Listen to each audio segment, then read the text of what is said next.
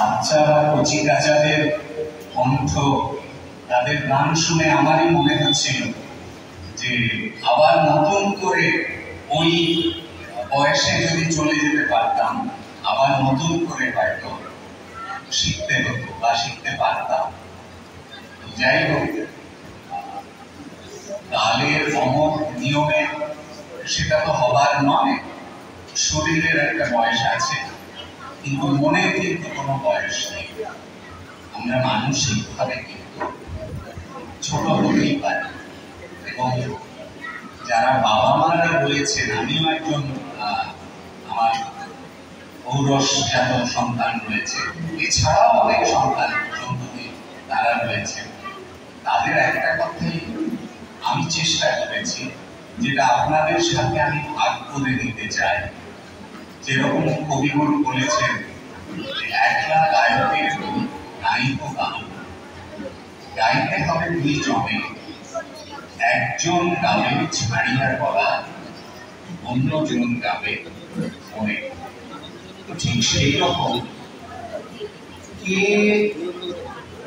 বড় শিল্পী, তার থেকেও বড় কথা হচ্ছে সমাজে কোন শিল্পী বা গায়ক সে প্রভাব ফেলতে পারে, সেই বড় গায়ক বা আমরা আজকালকার ভাষায় বলি টিআরপি, যার বেশি তার বেশি, যে মনে মনে গুনগুন করে লোককে গাওয়াতে পারে, সেই কিন্তু বড় গায়ক বা বড় শিল্পী।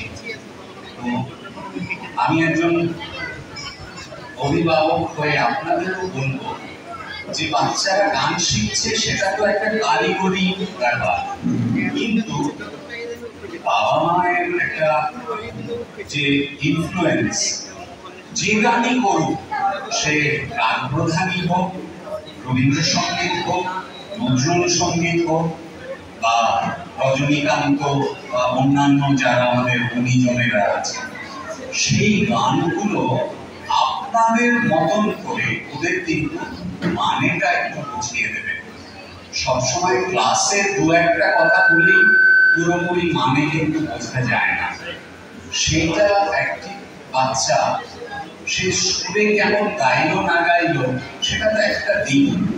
একটা অন্য দিক হচ্ছে আমি যদি একটুখানি বুঝে সেটা গাইতে পারি, তাহলে কিন্তু এই যে দর্শকের মনে প্রভাব ফেলা, আমি যদি না বুঝি তাহলে কিন্তু আমি ভালো করে দর্শক সে যে ভাষায় করুক, যে সঙ্গীতই আমি পরিবেশনা করি না কেন, এইটুকু কিন্তু আমরা করতে পারি, সেইটুকু কিন্তু আমাদের চেষ্টা করতে হবে। তাহলে দেখবেন যে আমাদের সন্তান সন্ততিরা তারা কিন্তু সমাজে অনেক বেশি স্বীকৃতি পাচ্ছে।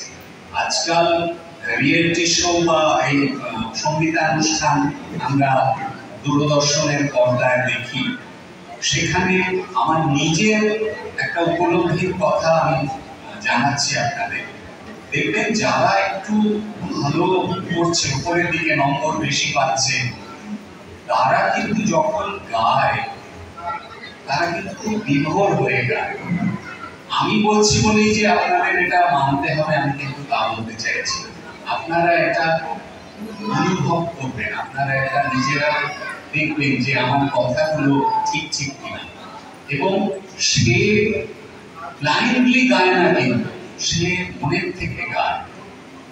একটা তো হচ্ছে এক কারিগরি দিক আছে, গলার থেকে আওয়াজ বার করা, আর একটা কথা হচ্ছে সে যদি বুঝতে গায়, সে মনের থেকে গাইবে, এবং তাহলে কিন্তু লোকের মাঝে তার সঙ্গীতের প্রভাব অনেক বেশি।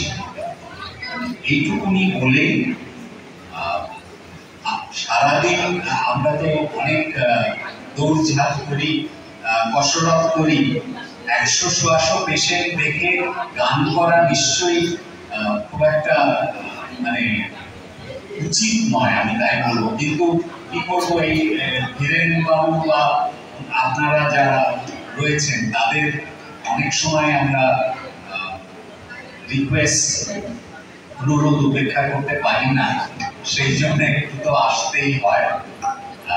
তো এই অত্যাচারটা একটু আপনাদের সহ্য করতে হবে। আমি একটি গান গাইছি, দেখুন।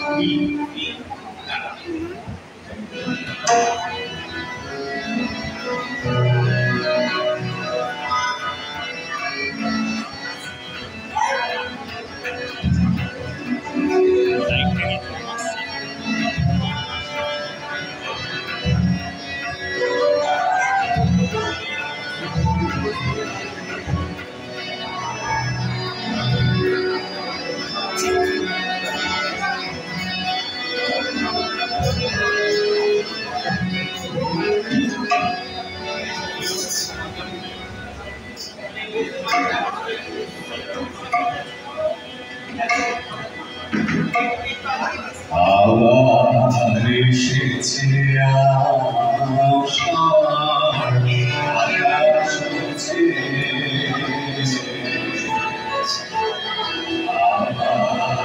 এসেছে আশার হচ্ছে,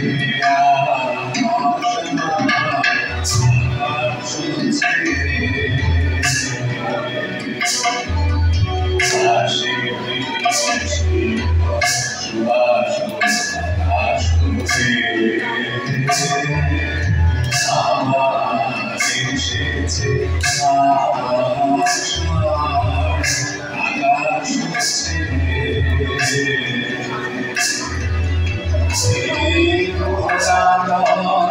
হৃদয় ফুলকে তুলিয়া উঠেছে আমার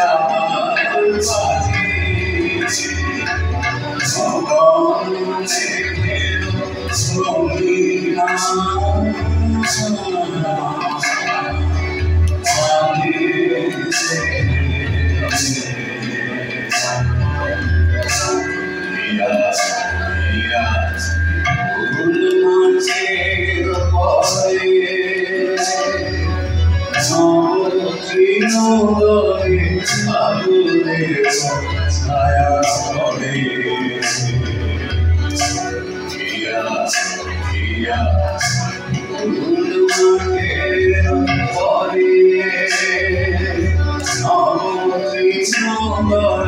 ছায়া করে এসেছে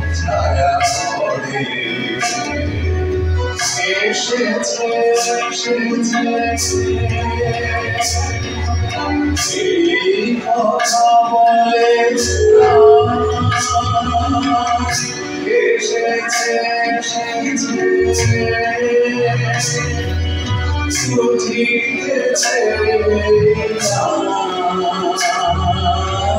ছুটিয়েছে এসেছে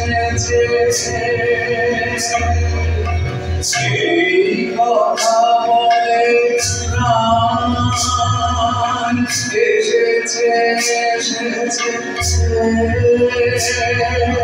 ছুটিয়েছে